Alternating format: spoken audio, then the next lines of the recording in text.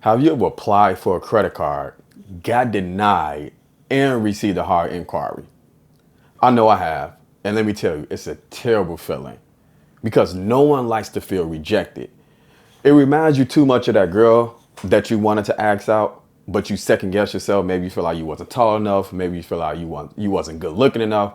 So, but you finally get the courage, you ask out, and she rejects you. She tells you no, right? She's not interested. It's kind of reminds you of that, and no one likes that feeling because that feeling, that pain, it sticks with you. So that's why in this video, I want to take the guesswork out of the equation. So when you do get the courage and finally apply for that credit card, I want you to feel confident and almost guarantee you know you're going to get approved, because in this video, I'm going to give you my 7-step formula when you are applying for that credit card that you always had your eye on. So you know when you do get applied for the credit card, you got a great chance that you're going to get approved.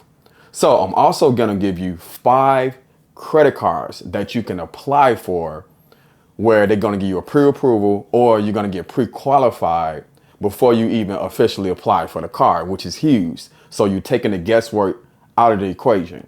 In addition to that, majority of these credit cards, or some of these credit cards that I'm going to give you, they also going to give you a limit. So it's going to be an estimate limit before you apply for the credit card. So, hey, you're going to get pre-approved, and they're going to tell you, hey, how much your limit is going to be for. All right, so that's what this video is going to be primarily about. So let's just dive right into it. Now, before I dive right into giving you the formula and also giving you the credit cards, I want to say this, because back when I used to apply for a credit card, I used to be, I want to say, living on a prayer. And this means, hey, every time I applied for the credit card, I was going in blind. I didn't know what I was doing. I was just hoping and wishing that these lenders, that the credit gods, so to speak, will feel sorry for me, you know, on sympathy alone, and approve me for these credit cards, not understanding that there's a formula that they go by, these lenders and creditors, for you to get approved for particular credit cards. So the formula that I didn't know at that time is very simple that they go by. It's all about the risk factor. See, lenders is only concerned, are you a high risk borrower or are you a low risk borrower? So in order for them to determine that, they want to know about your credit profile, aka your credit score or your credit profile. Primarily your profile is way more important than your credit score, because that's one of the biggest misconceptions out there. Hey, what credit score do I need to apply for this credit card? That's one of the first questions that majority of people ask me. Hey, if I apply for the Chase credit card, what is that credit score? Like, what does it look like? Well, lenders and creditors, they don't go off your credit score. They primarily go off your credit profile. So just keep that in mind. And so that's what I'm about to break down, the formula that you need in order to get approved for your credit card that you've been eyeing. So let's dive right into it. Now, the first thing I want to say when it comes to this is understanding that lenders look at certain factors when it comes to your credit profile. Now, the first thing you do is pull your credit report. That's the first thing you do. Now, most people, they want to go to Credit Karma. Hey, well, Credit Karma said I had a 700 credit score. But then when you go down to the car lender or the mortgage loan officer and they pull your FICO score, you realize that you only have a 550. So that's my point. Credit Karma is something that's called a Vantage 3.0 score. It's the estimate of your FICO score. Those scores can easily be out about 20 points all the way up to 200 points. So you have to be very mindful when you go to Credit Karma and try to get approved for any type of funding products. Understand that they're not looking at your FICO score. The Credit Karma doesn't give you your FICO score, but your Vantage 3.0 score, which is an estimate. So this is why you get so upset when you see approval odds. Let's say you go to Credit Karma and they say excellent approval odds. Then you apply for the card and you get turned down. See, you're still guessing because you don't have the formula in order to get approved for these credit cards. Right? Let's take the guesswork out of it. So Credit Karma is practically guessing too. That credit score that you're looking at is an estimate. So they're guessing that you might get approved for or you might not get approved for. And they only give you 2 out of the 3 credit report agencies, and you need all 3 because some creditors might pull for Equifax, some might pull for Equifax, TransUnion, and Experian. Some might only pull for TransUnion and Experian. So you have to understand that too as well. That's why I have a free lender list in the description. I'll put that below so you can see which creditors pull from which credit report agencies. Now, in order for you to pull your FICO score, which 98% of the lenders in the whole world use your FICO score to determine and see if you are a high-risk borrower or a low-risk borrower. So if you want to pull your FICO score, know your FICO score, you have to go to myscoreiq.com. That's my recommendations. It's more out there, but I recommend MyScoreIQ. I will also put that in the link in the description below. So that's the first step. Pull your personal credit report. Now you have free, right? You can go get it free, but they don't tell you your scores, and they also don't tell you all the data. Same thing with Credit Karma, right? Same thing. I might have Capital One. Well, Capital One is the Vantage 3.0. It's called CreditWise. So if it doesn't say FICO score, buy it. It's not your accurate score, and I'll leave it at that. But the link will be in the description to get your FICO score for only $1, 7-day trial. That's the first thing you need to do. Take the guesswork out of the equation. Now, after you pull your FICO score, there's certain key factors you need to look at. Key factor number one, you need to make sure that you don't have any delinquent accounts within the last 2 years. Now, this means when I say delinquent accounts, I mean your missed payments. See, lenders and creditors only concerned by your last 2 years. So know that that's going to be a theme that I'm going to say throughout this video, your last 2 years, because if you pull your credit report and you look at your payment history, notice that it only primarily go back the last 2 years, because that's all lenders and creditors concerned about. So when you pull your credit report, make sure you don't have any delinquent accounts within the last 2 years. Now, delinquent accounts on your credit profile is going to go back the last 7 years. So this means you can have late payments 30 days ago, or you can have late payments 7 years ago. It's still going to show up as a delinquent account. Now, what's so detrimental about a delinquent account is connected to your payment history. Did you know your payment history makes up 35% of your FICO score? So let me put this in perspective. The highest FICO score you and I can get as a consumer is 850. The lowest FICO score you and I can get as a consumer is 300. So this means we control 550 points of our FICO score. And out of that 550 points, our payment history makes up 192 points and a half. So this means you want to pay your bills on time and over a period of time. Essentially, that's all credit is. Your ability to pay your bills on time and over a period of time.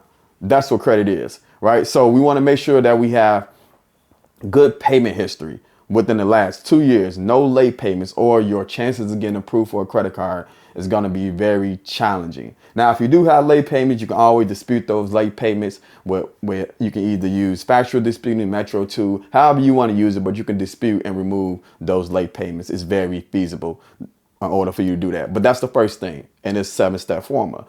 Step number 2, collection accounts. We want to make sure we have no collection accounts, no charge-offs, again, within the last 2 years. Primarily because when I say 2 years, they only go back 2 years.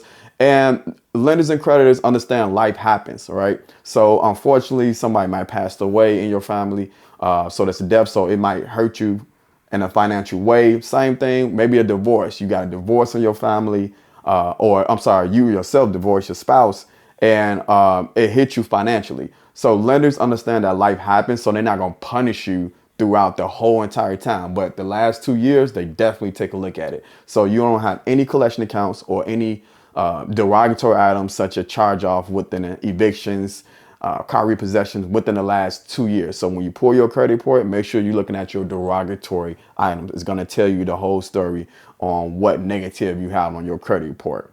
Now, again, if it's only 2 years, it's not affecting that much the algorithm, but you still want to remove it, because lenders will take that in consideration. Now, the third thing is your credit usage. Credit usage, aka credit utilization, that is attached to your credit cards. So many individuals, as a credit expert or a credit specialist, as I say, I look at and I see consumers who have high credit utilization, and they wonder why their credit score suffers. Because your credit usage, your credit utilization makes up 30% of your credit profile. It's the second biggest key component that makes up your credit profile. So when you look at your credit profile, you see your credit usage is at 80%, 70%, or even 30%. Most individuals believe, hey, I have a 30% credit utilization, I should be okay. No, you need to be at 10% or lower. And the reason why you may be at 30% or 80%, 90% is because you haven't learned how to properly master your credit cards. And if you don't know how to master your credit cards, you can't manipulate your credit cards. I have a whole video on how to master your credit card, so you don't have to lie on that business credit application or just credit application, period. Right? There's things you can do in order to, I would say, put yourself in a better position to get approved for that credit card, right? So we want to make sure we're doing that. Understand that our credit usage is huge. So with this means you have to have credit cards, not installment loans, not car loans, right? I'm referring to credit cards. So many of you close your credit cards.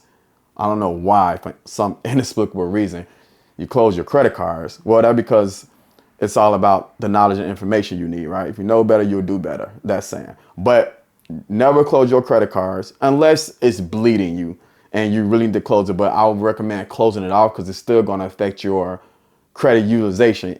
Even if it's a closed account, it's still going to affect your credit utilization. So understand, keep your credit utilization below 10% in order to really have a big impact on your credit score.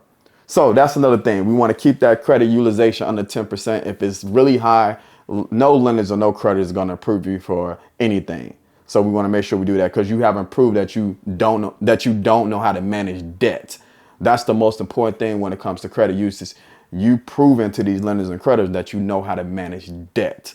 So that's another thing. Other thing we want to look for, we want to make sure that we keep our inquiries low. Because did you know you can have an 850 credit score, but if you have an excessive amount of inquiries on your credit profile, if you have too many inquiries, lenders and creditors will turn you down. Even with an 850 credit score, which is the highest credit score a consumer can get. So having low inquiries is really important because some lenders are more sensitive than others when it comes to high inquiry. Some will accept your 5 inquiries like American Express, right? Some won't.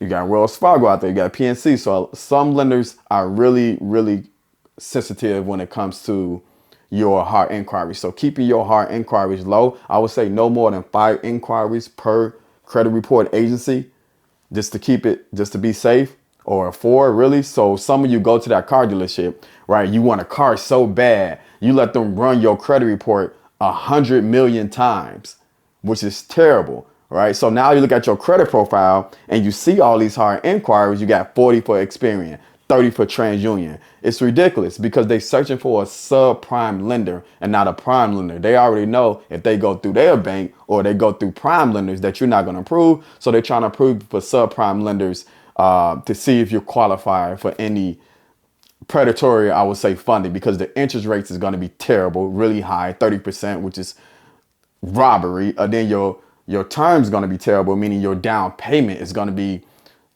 $20,000, $30,000, or 40% of what the car is really worth. So you don't want to put yourself in that position, all because your credit profile is not where it needs to be at. That's my point. And here's another thing. Did you know you can pull your credit report 100 times a day and it would not affect your credit score in a negative way? You will not get a hard inquiry. It's primarily a soft inquiry, more of an internal thing, but you can look at your credit score 100 times a day. It will not affect your credit profile at all. So that's a big misconception out there too, a big fallacy I want to clear up. Now, if you ask lenders and creditors, again, it's going to affect it, but you doing it yourself, it's not. So low inquiries is another one, right? That I just went over. The next one is credit history. Longevity matters. So we want to make sure that we have a lengthy credit history. So this is why I advise you not to close any credit card that you've been having for a long time, because it's going to affect your credit history. Or even if you have a loan that you've been paying on for a certain amount of time and you stop paying on a loan, or you finish with the loan and you notice that your credit score went down. Well, that's because you're losing that payment history, you're losing that credit history. So it can really affect your overall credit profile, right? I know it's like catch-22. Hey, but I'm done paying it off. Now I get punished for it. In a way you do, but once you open up a new account, you'll get that payment history back, and then it'll go up 15, 20 points, just as much as went down 15 to 20 points. That's just how the algorithm works, right? So that credit history is really important when it comes to the formula, when it comes to getting approved for these credit cards. Now, the other thing I would say when it comes to the formula to make sure that you get approved is we want to make sure. Now, this really is a bonus that I want to say, because most people overlook this when they trying to get credit cards, is make sure that you have a $5,000 credit limit on your credit card before you go apply. Now, the reason why I say 5,000 is because most lenders understand, again, it's all about managing debt. So this is a bonus saying, hey, I got a $5,000 limit. Now you guys are giving me a $5,000 limit. On the personal side, business side is a little bit different. They may give you 2 or 3 times more as that. But if you have a $5,000, lenders understand that you can manage debt. So they're going to do something that's called comparable credit and give you a $5,000 as well, or somewhere similar to it or close to it or even above it. It just depends on the rest of the data that you have on your credit profile. So having a $5,000 limit already on your credit profile will help you significantly. That's a bonus. Now, I would say the last step of the formula that you want to make sure you don't have is public records. Now, this is a big one. Public record just means you didn't file for bankruptcy. Because if you file for bankruptcy, I will see, or another credit specialist or yourself, you will see that you filed for bankruptcy because bankruptcy fall in that public record category. Now, tax liens and judgments can no longer file on your credit report. So if you pull up your credit profile, you look at public records, it's only going to be a bankruptcy on there. Again, tax lien and judgment, that does not mean they can't file a judgment against you, or you can get a tax lien, but it will no longer report on your credit report.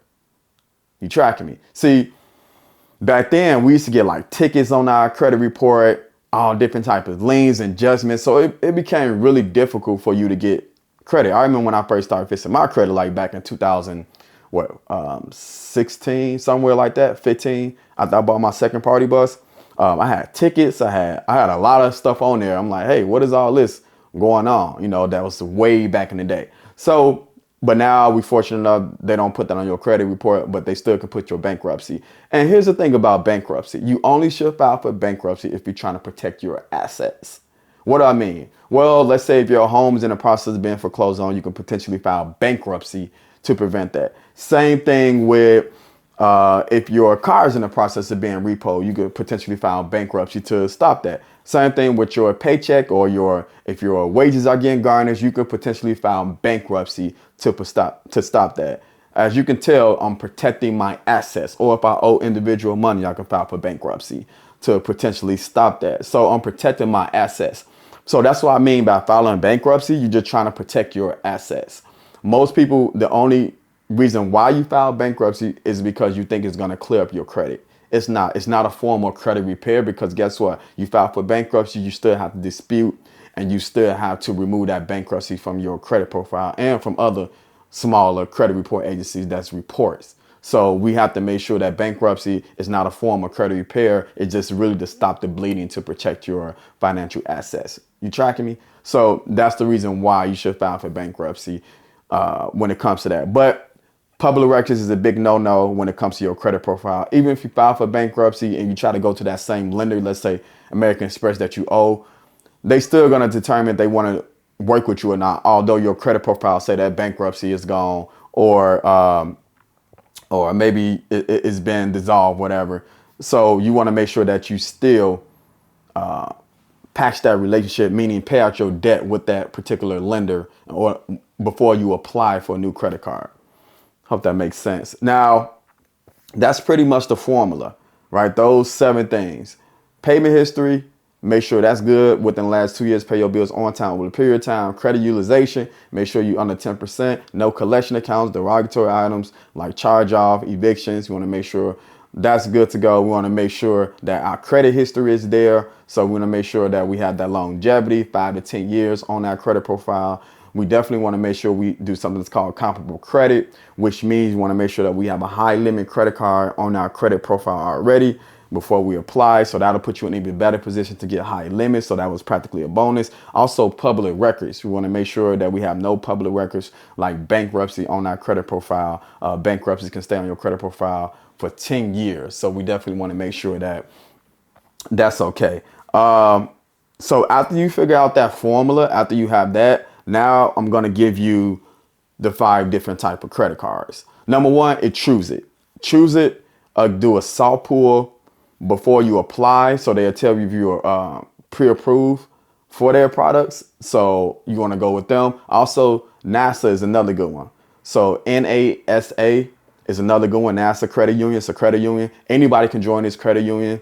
It's worldwide, so you can join it. But they give you your credit limit. They give you pre-approved, and they give you a credit limit before you officially apply for their credit card, which is great. So it's taking the guesswork out of it. So not only you got the formula, but now you're going to these companies that's going to get you a pre-approval or pre-qualified for their services, and they give you a credit limit, so which is huge. So this way you don't even have to get a hard inquiry. So that's why I'm telling you all this, so you don't have to get a hard inquiry and feel that pain of rejection that you don't want to feel, to feel like you're not good enough to get their products.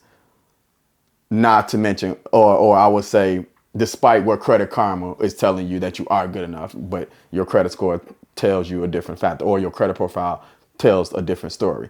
So with that being said, we want to make sure that that's good to go. So we got NASA, we got also Capital on Tap. I'll give you a pre-approved, but this is a business credit card. Just threw that in there, but it's a good one just for a little diversity. But Capital on Tap is another one. We also have GM Financials by Goldman Sachs. That's another one you can do. They give you a pre-qualified on a personal and on a business side, so which is really good. And you also have Dover's Federal Credit Union, which is another one. You can get pre-approved for pre-qualified for their credit cards. So we got Truesit, we got NASA, we got Capital on Tap, GM Financial by Goldman Sachs. Then we have Dover's Federal Credit Union is the fifth one. Now I'm going to give you some bonus ones since you made it all the way through here to get pre-qualified or pre-approved. Now these are a little tricky because you have to have a relationship with them already. So for example, American Express. As long as you have American Express, you apply for another credit card, you get a soft pull. So no harm, no foul. Same thing with Bank of America.